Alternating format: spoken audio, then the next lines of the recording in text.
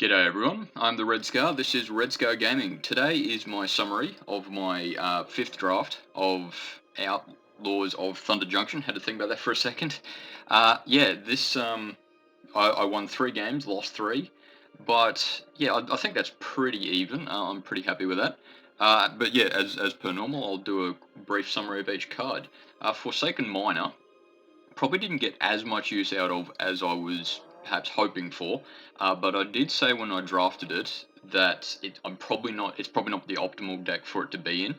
Though it was game 6, I think, that I got to sack it fairly often, which turned where is he?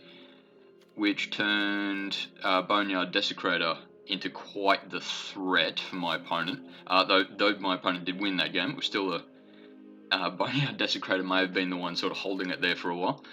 So yeah, I'm pretty happy with how he went, though he can definitely be played in better circumstances. Fake Your Own Death I got a fair bit of use out of, actually. Particularly game, if I remember correctly, sort of 4, 5, and 6.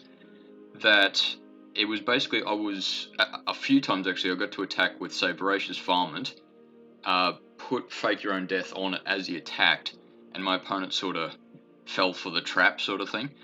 It's a pretty damn good card in this circumstance, partly because you do get the whole treasure back if the creature does die, which at least is sort of the intention. You get it killed and it kills something else as well. So yeah, I think it went pretty dang well.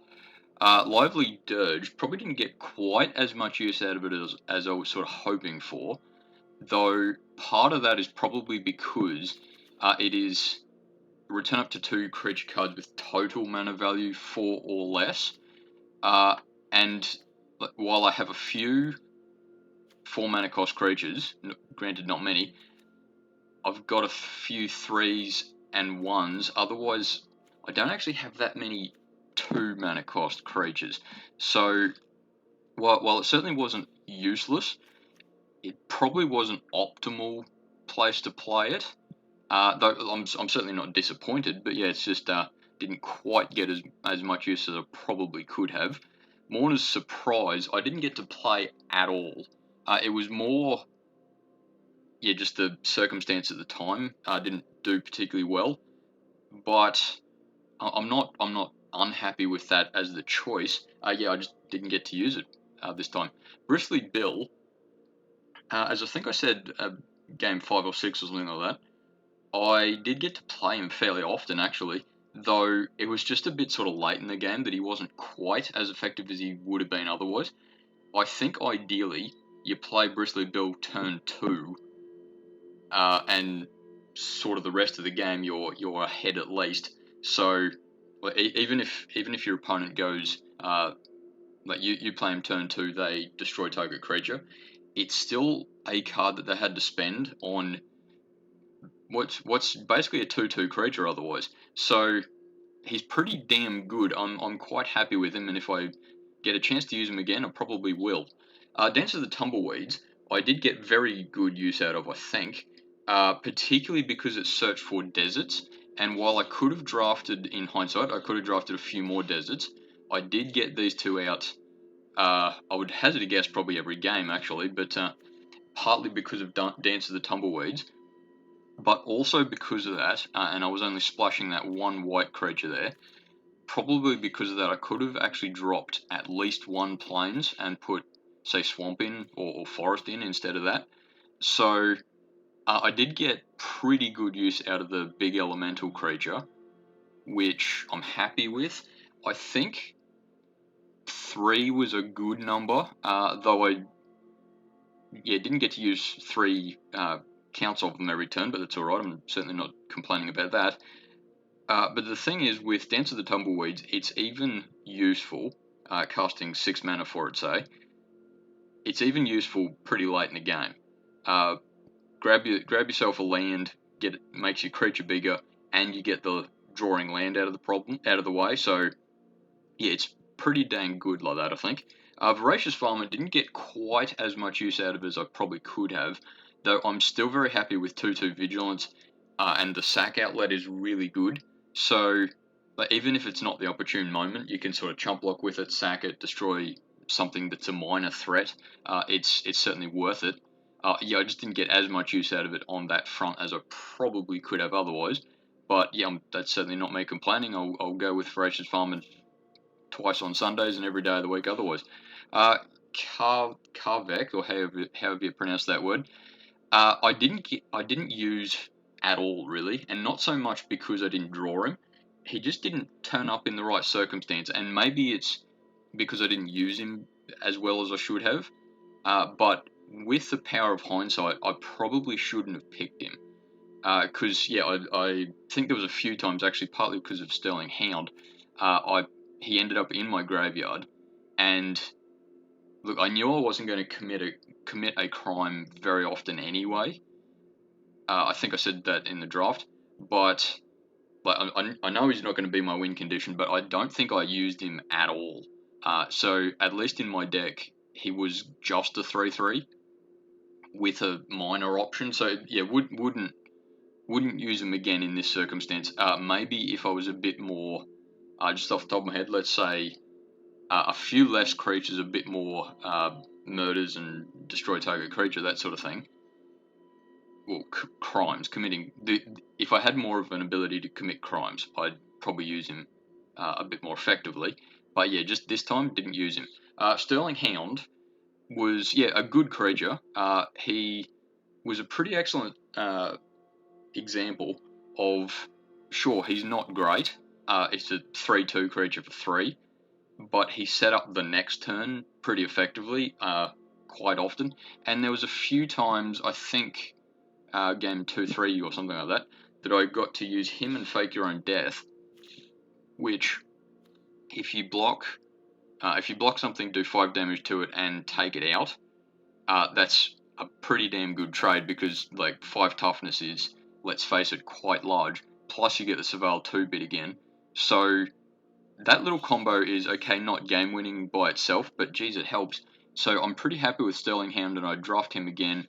Do I need 2? I'm pretty happy with 2.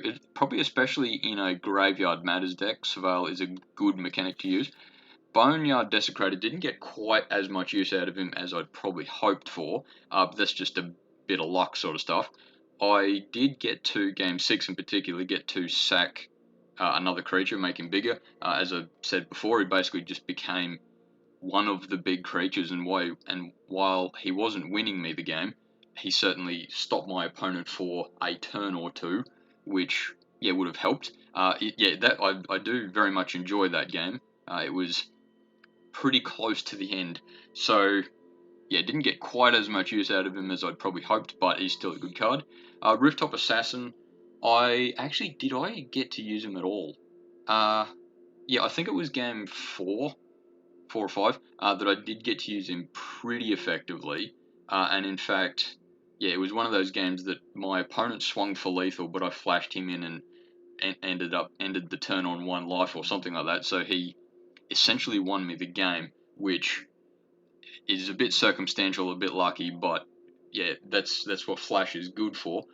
Just swinging the game just that little bit further, and it did work. Though I didn't get to attack with him much in this case, but I'm not complaining about it.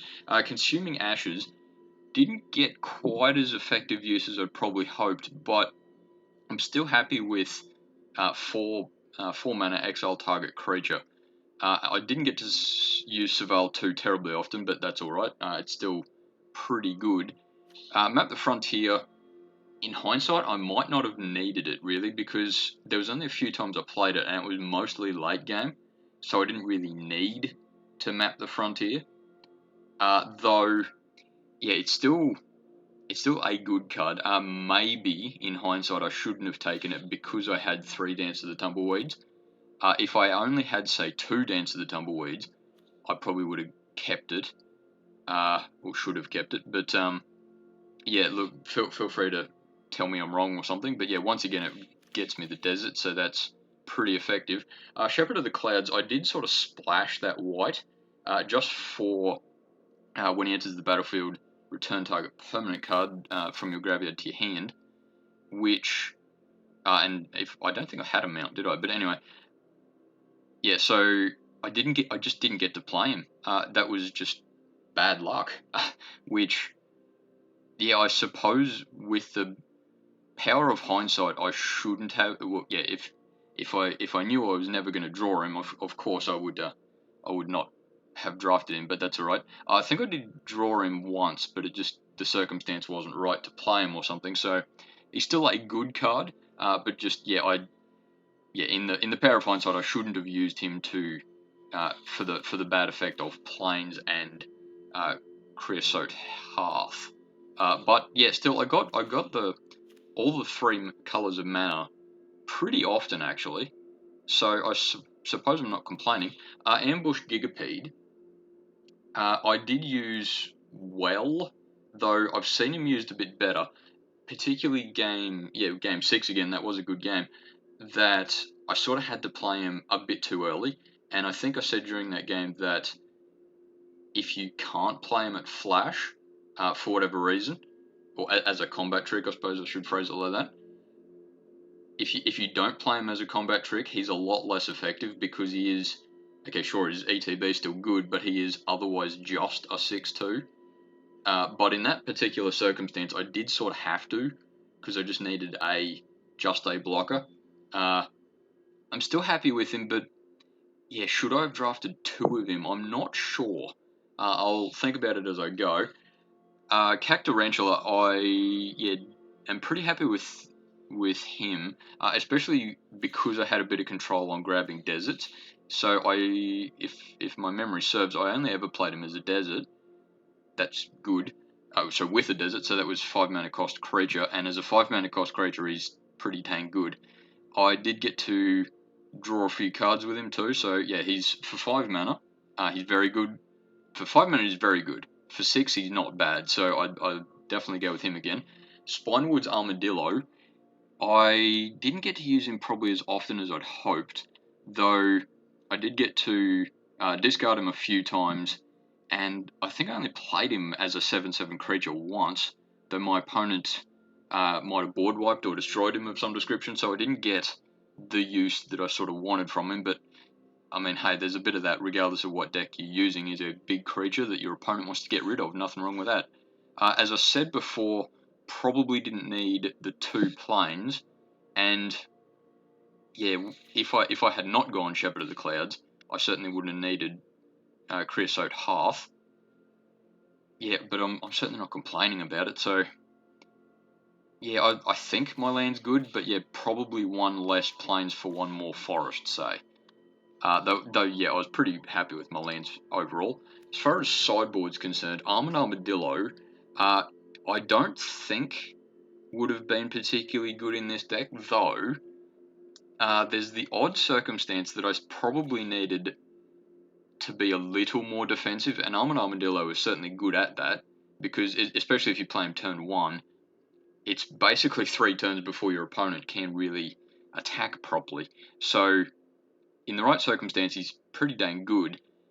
Though, yeah, what would I have dropped if I were to pick him? Maybe Map the Frontier, as I was saying before, I probably didn't need him, or even Karvak the Punisher, maybe.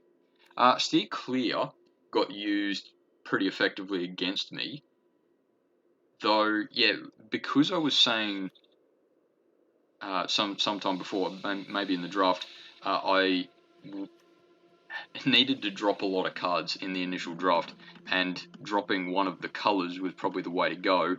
So, yeah, I don't think I'm disappointed with dropping white instead of, say, green. Probably would have been black, just have a bit more of that. Fierce Retribution, maybe I could have kept that. Yeah, because it's essentially just removal, it would have made this deck a fair bit more control-y. I suppose I could have taken it, put Fierce Retribution in instead of Mourner's Surprise. Maybe. Yeah, but It was more that luck didn't favour my use of surprise. So it's not that because it's a bad card, therefore I should have gone Fierce Retribution. So yeah, I'm a bit. Should I have gone white at all? Outlaw Medic is just a generally a good card. It can block pretty effectively. It can gain you that little bit of life and draw one of your cards. So I suppose if I had to go Outlaw Medic, I probably would have gone him instead of maybe Voracious Varmint, or Map Frontier, or yeah, Karvek. Yeah, there's nothing particularly. Yeah, there's nothing particularly. Definitely go Outlaw instead of yeah, this card or whatever. Holy Cow has got some use, but yeah, I didn't want to splash too much white, and I'm pretty glad I didn't.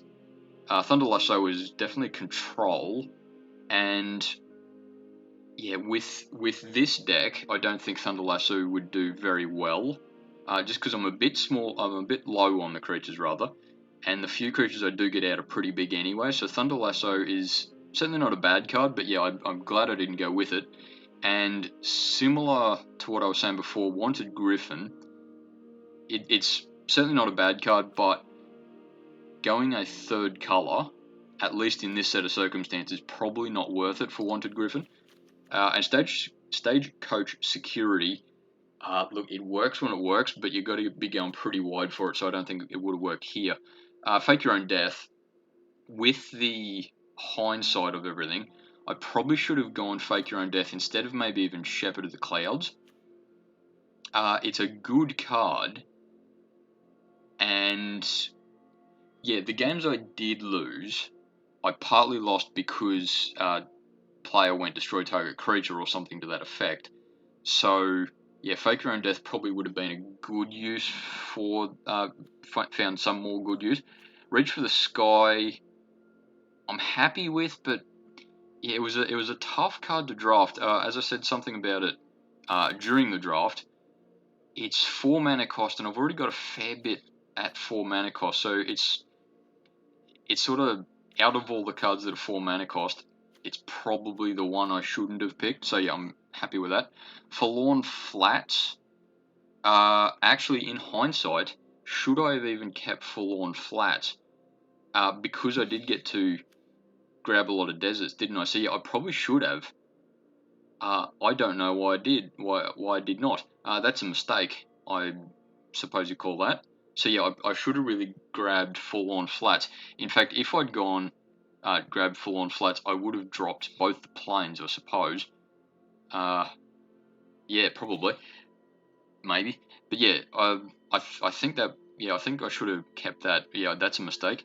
Decisive Denial. I have had some success with it, but I wasn't going to splash blue for it. Silver Deputy. As I said when I drafted it, it's good, but you do have to be a bit careful of putting a card on top of your library.